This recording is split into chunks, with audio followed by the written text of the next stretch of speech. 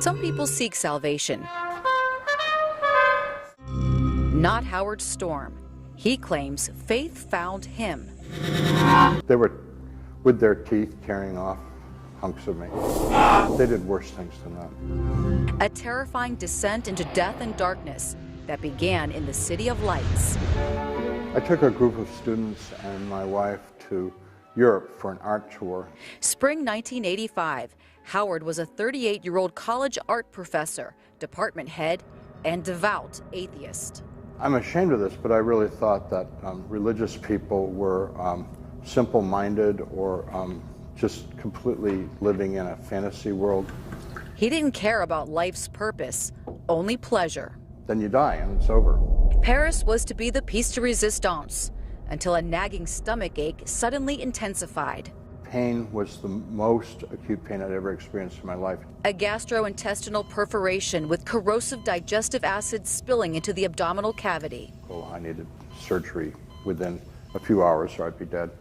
Howard's condition was critical, but the hospital staff couldn't locate a doctor to prescribe pain medication, let alone operate. Because it was a Saturday and nobody was aware of it, there was no surgeon at the surgical hospital. 10 hours later, he was ready to die. So we said our goodbyes and I closed my eye and went unconscious.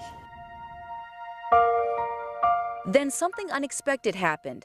He woke up, feeling more alive than ever, looking at his dead body and his wife crying. So these people were outside the room calling me by name. Come with us, Howard. They said, hurry up, Howard. Come with us, let's go, we know all about you. So I thought that they were going to take me to my surgery. But he says there was no surgery.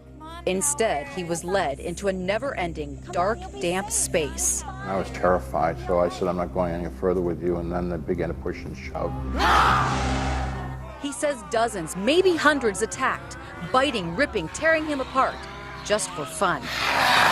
Then they did things to humiliate me and diminish me, which is part of it that I don't talk about because it's too gross. Was this hell? I don't think I was in hell. I think I was being processed, sort of like this was my indoctrination to become like them.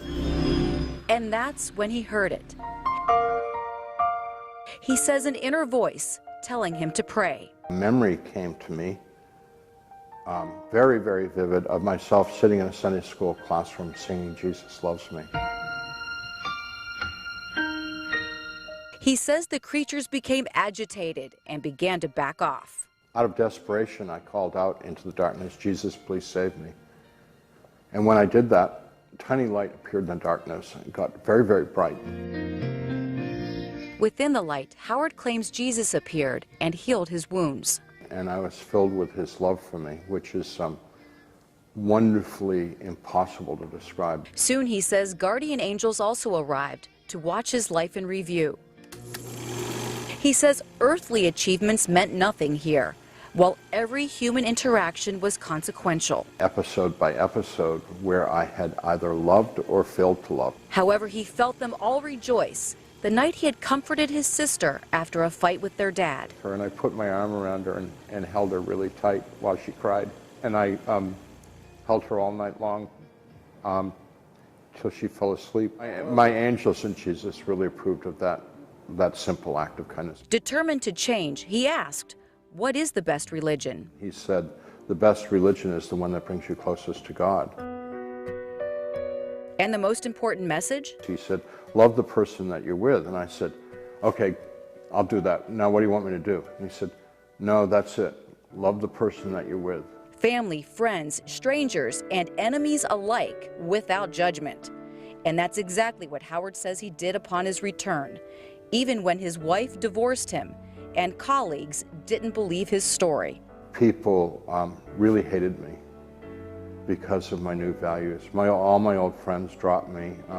Some members of my family couldn't stand my new values and my new faith.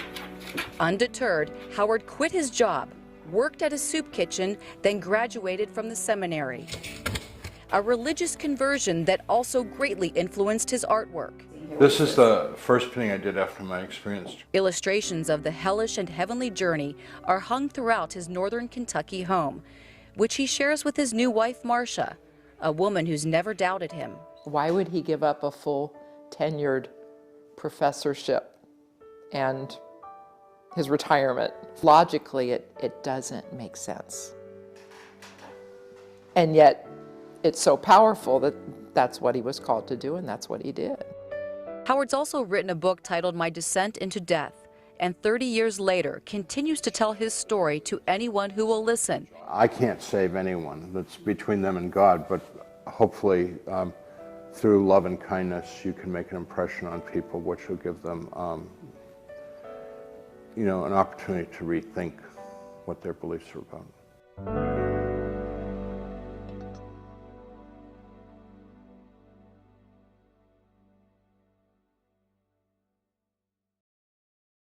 In Fort Thomas, Kentucky, Suzanne Stratford, Fox 8 News.